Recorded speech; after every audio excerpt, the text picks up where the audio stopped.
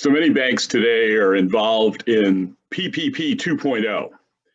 A few days ago, I talked to one of my commercial banking buddies at a community bank that really took advantage of the first round of the PPP.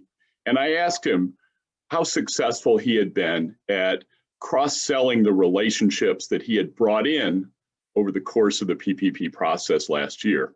And he said of the 6 that he brought in, 4 were pretty successfully institutionalized, and he felt really good about where they were. He said that he was still working on the other 2.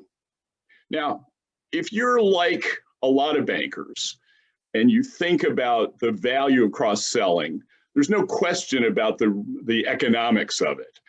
It leads to stickier relationships, more profitable relationships, and yet a lot of times bankers lose sight of the fact that these may in fact be some of the best opportunities. So the guy I talked to is a smart guy. He knows all this stuff. He lives it.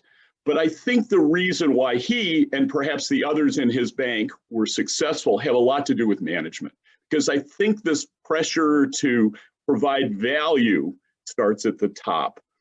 I would guess that among other things, the senior management of that organization prizes itself on partnership. I would bet my bottom dollar that they encourage people to partner with all of the specialists. Account planning is absolutely critical to their success. I would believe that one of the things that is rewarded and recognized are efforts to bring in not just loan products, but all of the products and services that the bank sells. Cross-selling is difficult.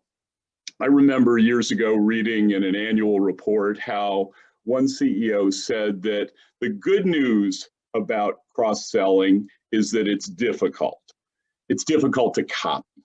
The bad news is it's difficult too. It's difficult to pull off. So what I would encourage people to do in the midst of PPP 2.0 is not lose sight of the PPP relationships you brought in last year and think about what you can do to fully deliver what your bank can offer. Here's a coaching pointer from Ned Miller.